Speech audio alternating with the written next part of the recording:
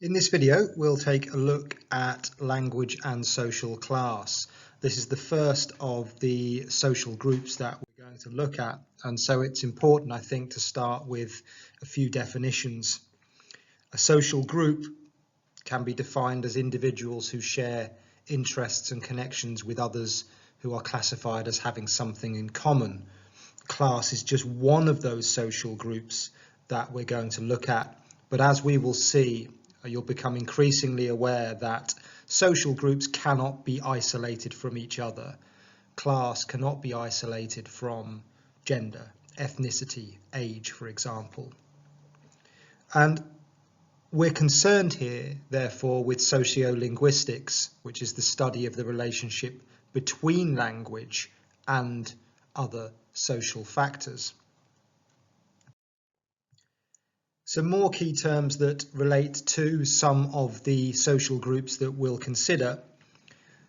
Dialect is to do with region, and then we have ethnolect, familect, genderlect, sociolect and idiolect, all which relate to a particular social group. When we're considering class, it's important to understand that identifying the features of language to do with class is inherently problematic, because identifying class in the first place is in itself problematic and difficult. In a 2011 piece of research, Devine and Savage determined that there are in fact 7 different social classes in the UK. That's different from the past. Class is much more difficult to define than it used to be, and therefore the language of class is going to be much more difficult to define as well. There are lots of other issues to consider when we're thinking about language, the relationship between language and social class. As per the other slide, is class fixed or is it transient? Do you remain in a particular social class? I think social mobility is an issue that needs to be considered here, particularly in the modern world. It's important to draw the distinction between class and accent, and that's an important thing to consider. Those with a southern home counties accent, for example, that is to do with where they live rather than what class they are. But certainly cultural references have taught us that perhaps received pronunciation, which has become known as the standard form, is associated with a higher class of person. Not necessarily the case. Class hierarchies, both past and present, and how they have influenced and continue to influence perceptions of language, and that links to that idea of accent. And then with all of these social groups, it's important to consider to what extent class, gender, ethnicity, sexuality, in terms of the way they're perceived, are social constructs. How far are they inherent and how far are they social constructs? And therefore, what role does language play in establishing and then maintaining those constructs? And class is not isolated from other social groups, as I've said. Gender, ethnicity, sexuality, age, all play a part in determining the language that we use and the way that we perceive the language of others. We can't just isolate class and look at it on its own. Much of this video is going to take a look at a number of theories and case studies, and we're going to start with Howard Giles' communication accommodation theory of 1973. Giles talked about 2 notions of convergence and divergence. Convergence being when we change our language in order to move towards that of another individual, to show solidarity. Divergence is when we change our language to move away from another individual or group. And Giles talks about notions of upward convergence and downward convergence, depending on whether we are seeking to converge socially upwards in terms of class or socially downwards in terms of class. The argument, of course, is that we're more likely to converge upwards, but there are certainly occasions where people would converge downwards as an act of accommodation or solidarity or community. So why do we converge in our language? There are underlying psychological motivations. Social solidarity or similarity. We might try and be the same as somebody else, to fit in, for desire of social approval, to integrate ourselves. But it might also be to make someone feel more comfortable. We might converge downwards, for example, to make somebody feel more comfortable.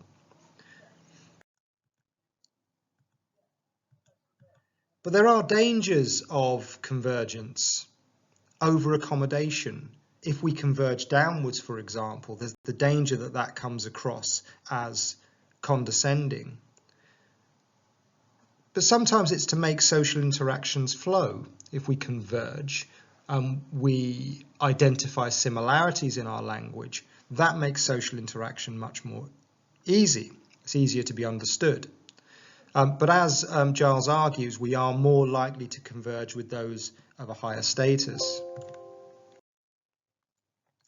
The next case study we're going to consider is Labov's department store study of 1966. He looked at the pronunciation of words, and particularly the R sound where it follows a vowel, for example in cart and park, the rhotic R, in 3 department stores of New York City, Macy's, Saks and S. Klein. The idea being that Macy's was the most upper class of those stores, Saks the lowest and S. Klein in the middle. And it was an observational study, and it was a spontaneous study, so he made speakers demonstrate their usage by asking for the whereabouts of an item he knew was on the 4th floor. So they would have to reply 4th floor, and then a judgment could be made about their pronunciation of the R sound. And he found that in Macy's, the staff and customers there were more likely to use the prestige form of the pronunciation of the rhotic R. And therefore the determination was that those of a higher class are more likely to use the most prestigious form or the standard form of language. There are a number of issues with this study, of course. The first one is that it exists only in one place and at one time. It therefore can really only be applied to New York City in the 1960s. The other is that we have to ask ourselves whether the staff at Macy's, S. Klein and Saks are using that language because they are of lower class, or because they are in that store and therefore converge towards those of that perceived class. It might not necessarily be inherent, but an example of convergence. So that's an important distinction to make. Next, we're going to consider Eckert's Detroit High School study. And her research in a Detroit high school led her to identify 2 distinct users of language, the jocks and the burnouts. The burnouts were those who disassociated themselves with school. They didn't really see the value of school life. They were less likely to complete their homework, less likely to succeed academically.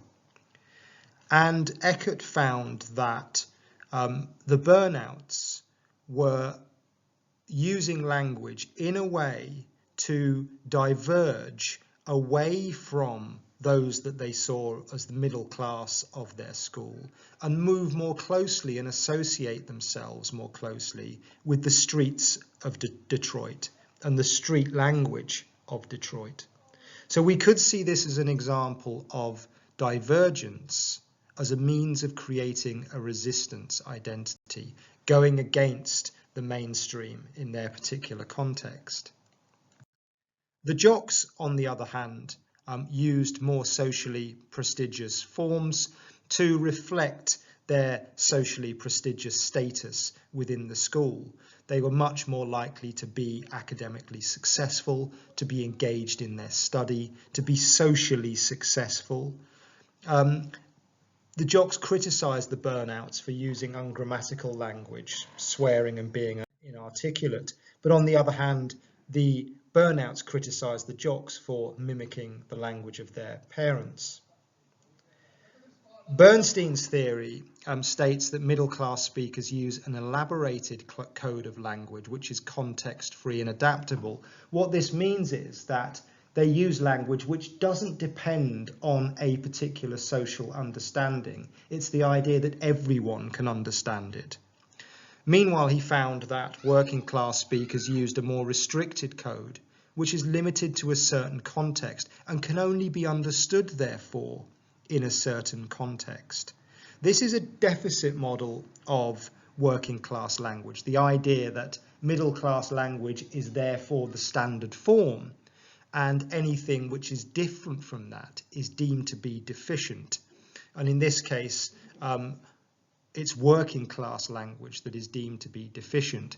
This is a model which clearly maintains hierarchies of class by looking at language use. And we're going to look increasingly at the way in which language is used to construct and maintain hierarchies of class, gender, ethnicity, sexuality, whatever social group we're looking at.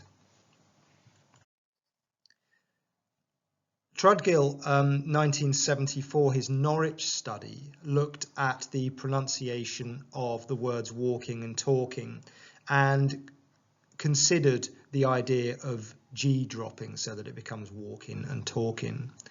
He also looked at the use of S in verbs like he goes to school and the non-standard he go to school. And his findings were that women of all classes over-reported the number of standard forms they used, which showed they cared about what he called overt prestige. Men, on the other hand, of all classes, reported that their use of over-reported their use of non-standard forms, showing they sought covert prestige. Women used more standard forms than men in direct class-for-class comparison, and the higher the class, the more use of standard forms in both sexes. The ultimate finding of the research was that class is more of a determiner than gender in terms of language use, but the study, of course, also shows that the two cannot be extricated from each other. They can't be considered in isolation. It's important, I think, to consider why women are over-reporting their use of standard forms. In a patriarchal society, perhaps it's that women have a desire or a need to prove themselves in some ways, whereas men, with that innate inherent privilege that they have, feel that they can over-report their use of non-standard forms because they don't need to prove themselves or elevate themselves. Society does that for them. So I think it's important to consider always the reasons for these findings as well. And then we'll finish by looking at Malcolm Pettit and his Bradford study of 1985. He looked at, similarly to Trudgill, he looked at H dropping though, and he found the lower the social class, the more likely the speaker was to drop the H, and that socially aspirational speakers often incorrectly corrected their own speech to a more standard form, particularly with the use of the U sound. So here again we have this notion of people trying to prove themselves through language. In these deficit models, it presumes that the standard prestigious form is those of a higher class, and that those of a lower class must therefore adapt their language use in order to elevate themselves socially.